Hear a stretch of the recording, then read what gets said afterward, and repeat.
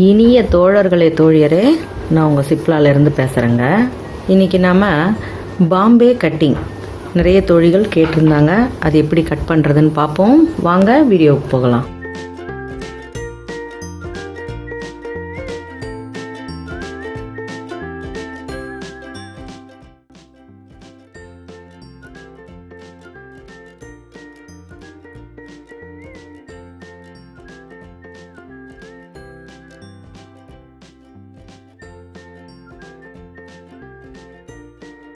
இந்த கட்டிங்க்கு வழக்கம் போல் நம்ம முதுகு எவ்வளோ இருக்கோ அதை அப்படியே வச்சு பேக்கை அப்படியே வெட்டிக்கலாம். இப்போ பேக்கை நம்ம வெட்டிக்கிட்டு ஃப்ரண்ட்டுக்கு மட்டும்தான் நம்ம அந்த கட்டிங் போட்டோம்னா அது பாம்பே கட்டிங். ஓகேவா? நம்ம பேக் வந்து எப்பவும் போல் நீங்கள் எவ்வளோ வைக்கிறீங்களோ, உங்களுக்கு கழுத்து அகலம், ஆம் ஹோல் எல்லாமே நீங்கள் எவ்வளோ வைக்கிறீங்களோ சாதாரணமாக எந்த ப்ளவுஸுக்கும் வைக்கிற மாதிரியே வைங்க. இப்போ இது நான் லைனிங் கட் பண்ணுறேன், ஆனால் உங்களுக்கு நார்மல் ப்ளவுஸும் இதே அளவில் தான் வரும். ஓகேவா? இதில் வந்து வித்தியாசம்லாம் வராது, பேக்கெல்லாம் வித்தியாசம் வராது. ஃப்ரண்ட்டில் மட்டும் அந்த ஒரு சின்ன கட்டிங் மாற்றம், அவ்வளவுதான். இப்போ இந்த கிளாத்தில் நான் கோடு போட்டால் உங்களுக்கு தெரியுமோ என்னமோ, நான் இதை வந்து மேல் துணி தான் இது. லைனிங்கில் நான் உங்களுக்கு இப்போ வெட்டி காட்டிடுறேன். அதை வச்சு நம்ம அப்படியே மேல் துணியை வெட்டிக்கலாம். இப்போ இதில் நம்ம ஷோல்டர்லேருந்து அளவு எடுக்கிறோம். நம்ம எப்பவும் போல் வழக்கமாக எப்படி நம்ம அளவு எடுப்போமோ அதே தான் நம்ம இதில் எடுக்கிறோம்.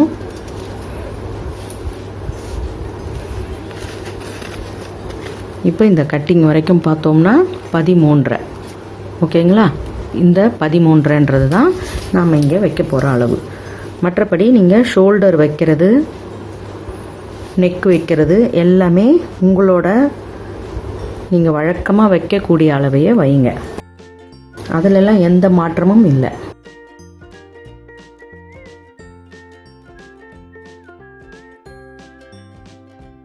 ஷோல்டர் 3 இன்ச்சு, நெக்குக்கு 2 இன்ச்சு.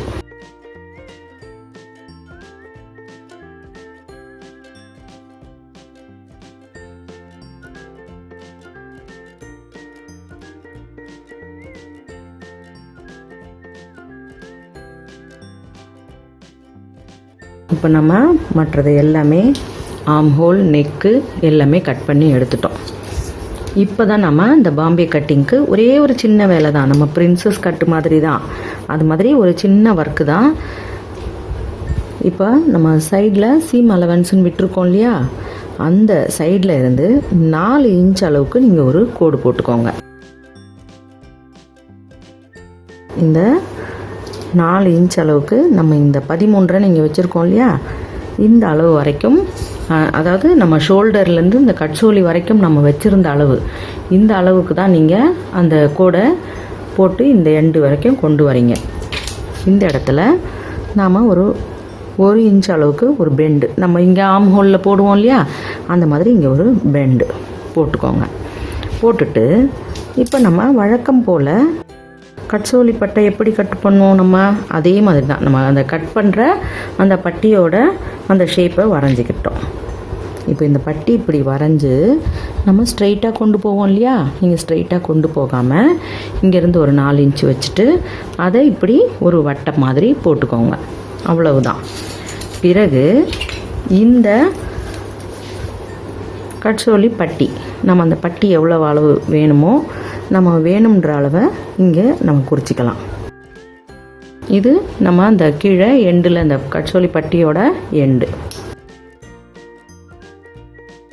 இப்போது நம்ம இதை ஸ்ட்ரெயிட்டாக கோடு போட்டிருக்கோம் இல்லையா, நீங்கள் அப்படியே ஸ்ட்ரெயிட்டாக போடணும்னு இல்லை, ஒரு லேசாக ஒரு சின்ன பெண்டு கொடுத்து அதை ஒரு கர்வாக வெட்டிக்கோங்க. அவ்வளவுதான். இப்போ இதில் நம்ம ஷேப்பு பிடிக்கிறது எல்லாமே இதில் பண்ண போகிறோம். இந்த பாகம் அப்படியே நீங்கள் இந்த இடத்துக்கு ஒரு வெயிட் உள்ள இதே அளவு இந்த துணியை கூட நீங்கள் உள்ள சும்மா ஒரு ஸ்டஃப்காக, இது வந்து 2 சைடுக்கும் நம்ம கட்சோலி பட்டி எப்படி வெட்டுறோமோ அதே மாதிரி தான் வெட்டியிருக்கோம். எக்ஸஸாக சைடில் இப்படி வெட்டியிருக்கோம். இப்போ இதெல்லாம் வந்து சீம் அலவன்ஸில் உள்ளே போயிடும். போன பிறகு நமக்கு இந்த சைடில் இப்படி தான் நிற்கும். நம்ம தைக்கிற வீடியோவில் அது எப்படின்னு பார்ப்போம். இப்போ நாம் கட் பண்ணின இந்த சைடு ஜாயிண்ட்டாக இருக்குது இல்லையா, ஜாயிண்ட்டாக இல்லைன்னா பரவாயில்ல, நீங்கள் நிறைய கிளாத் இருந்து போட்டிங்கன்னா அது ஜாயிண்ட்டாக இருக்காது, தனித்தனியாக தான் இருக்கும். இப்போ நம்ம இதில் இருக்கிற எல்லா ஜாயிண்ட்டையும் எடுத்தாச்சு. 2 பீஸ் தனித்தனியாக, ரைட்டுக்கு லெஃப்ட்டுக்குன்னு தனித்தனியாக வச்சுருக்கோம். நம்ம இப்போ ஒரு பக்கத்துக்கு அப்படியே ஃபுல்லாக ரெடி பண்ணுவோம். இந்த லைனிங் கிளாத்தையே இதுக்கேற்ற மாதிரி இன்னும் ஒரு லேயர் நம்ம போட்டு வெட்டிக்கலாம். ஏன்னா இந்த கட்சோலிக்கு நமக்கு ஸ்டஃப் வேணும் இல்லையா. நீங்கள் மேலே வரைக்கும் உங்களுக்கு வேண்டாம்னா இந்த சைடோட கூட நீங்கள் முடிச்சுக்கலாம். இப்போ இந்த பக்கமெல்லாம் வந்து நமக்கு ஆம் ஹோல் கிட்ட வரும் இல்லையா மேலே, அதனால் நீங்கள் இந்த பெண்டோடவே இந்த பட்டி இந்த லெவலுக்கு வச்சுட்டு நீங்கள் இதை லைனிங்கோட லைனிங் ஸ்டிச் பண்ணிடலாம். இதுக்கு கொஞ்சம் வந்து உங்களுக்கு கிராஸ் கட் ப்ளவுஸ் மாதிரி கொஞ்சம் கூடுதலாக துணி தேவைப்படும். ஒரு 10 சென்டிமீட்டர் அளவுக்குனாலும் நீங்கள் அதிகமாக வச்சுக்கணும். இப்போ நம்ம இது வரைக்குமே போதும், இங்கே மேலே வேண்டாம் அப்படின்னா இதோட கட் பண்ணிடலாம். இப்போ நம்ம துண்டாக இருக்கிற அந்த பாகம் மட்டும்தான் நமக்கு நடுவில் வரப்போகுது, அதனால் அதை அடியில் வைங்க. இந்த இடத்த மட்டும் நம்ம ஒரு ஸ்டிச் போட்டுக்கலாம்.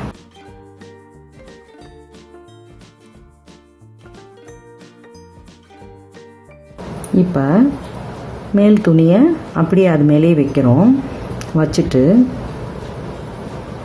நம்ம இந்த கீழ்பாகத்தை மட்டும் ஸ்டிச் பண்ணி அப்படியே திருப்பி ஒரு படி தையல் போட்டுடலாம்.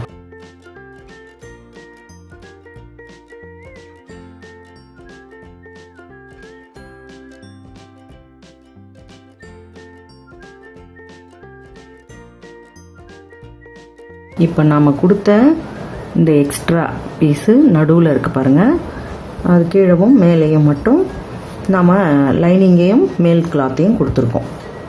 அவ்வளவுதான். இதுதான் வந்து நமக்கு அந்த பாம்பே கட்டிங் ப்ளவுஸ்க்கு பட்டி, கட்சோலி பட்டி இதுதான்.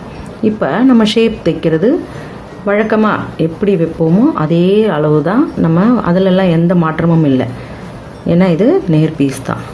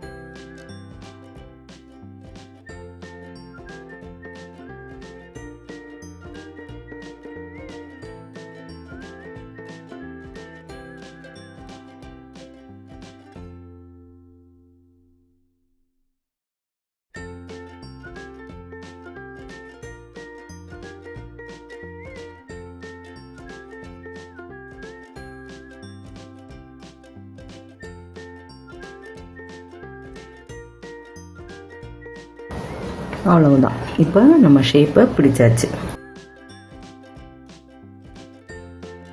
இப்போ நீங்கள் இந்த எண்டில் இருந்து தான் பிடிச்சிக்கிட்டு வரணும். அதனால தான் நான் உங்களுக்கு முன்னமே இங்கே கட் பண்ணக்கூடாதுன்றதுனால சொல்லலை. இந்த இடத்துல இருந்து நீங்கள் ஜாயின் பண்ணக்கூடாது.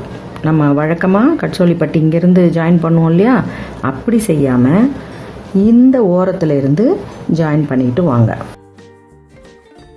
இப்போ நம்ம இந்த ஒரு கிளாத்து, நம்ம எப்போவுமே ஒரு கிளாத் வச்சுட்டு இன்னொரு கிளாத்தை மடிப்போம் இல்லையா, அப்படி செஞ்சாலும் சரி, அல்லது இப்படி 2 கிளாத்தும் நழுவாமல் இருக்கிறதுக்காக இப்படி செஞ்சாலும் சரி.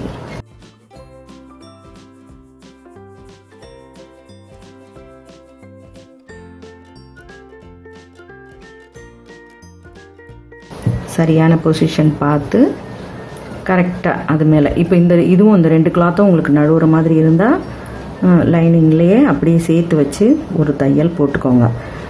ஒரே ஒரு கிளாத், அதாவது 2x2 அந்த மாதிரி சிங்கிள் கிளாத்தில் தைக்கிறதா இருந்தாலும் ரொம்ப ஈஸியாக தைக்கலாம்.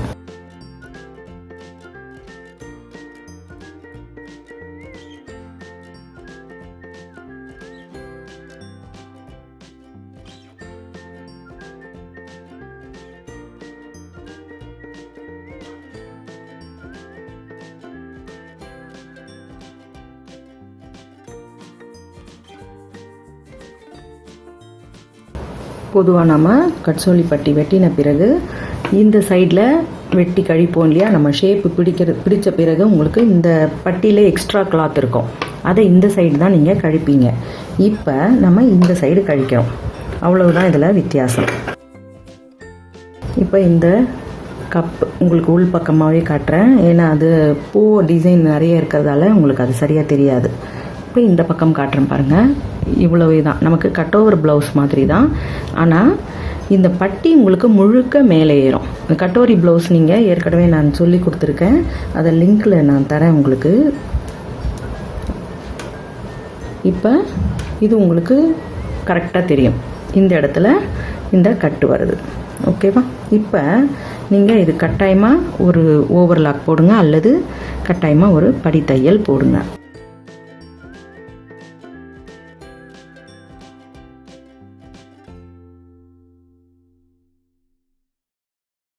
உங்களுக்கு இந்த கலர் உள்ளே நான் காட்டுறதுக்கு காரணம், அந்த மேலே இந்த டிசைன் நிறைய இருக்கிறதால உங்களுக்கு அது கிளியராக தெரியல. எனக்கான விஷனில் நேர்பார்வையில் நல்லா தெரியுது. ஓகேங்களா? இப்போ இதுதான் உங்களுக்கு பாம்பே கட். இதுக்கப்புறமா நம்ம மற்ற வேலைகள் எல்லாம் அதே வழக்கம் போல் நம்ம செய்ய வேண்டியது தான். கொக்கி ஐப்பட்டி தரது எல்லாமே. ஓகேவா? இப்போ நம்ம இது எல்லாமே ஃப்ரண்ட் எல்லாமே முடிச்சாச்சு. ஃப்ரண்ட் பார்ட் எல்லாமே ஐப்பட்டி ஃபினிஷ் பண்ணிட்டோம். இப்போ இந்த சைட் ஜாயின் பார்த்துக்கோங்க, நம்ம அப்படியே கண்டினியூவாக வெட்டினது இல்லையா இது. இப்போ இந்த லேஸாக ஒரு 1/2 இன்ச்சு கிட்ட வெளியே நீட்டிகிட்ருக்கு. இந்த 1/2 இன்ச்சை மட்டுமே நம்ம இந்த கர்வ்லேருந்து கழிச்சிட்டு கையை ஏற்ற போகிறோம்.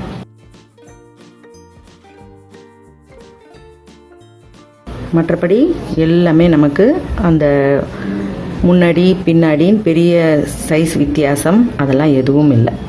ஓகேவா? உங்களுக்கு இது எளிமையாக புரிஞ்சிருக்கும்னு நினைக்கிறேன்.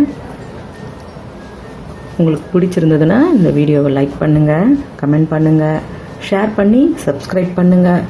பெல் ஐக்கான் அழுத்துனீங்கன்னா நான் போடுற வீடியோஸ் உங்களுக்கு தொடர்ச்சியாக கிடைக்கும். மிக்க நன்றி. வணக்கம்.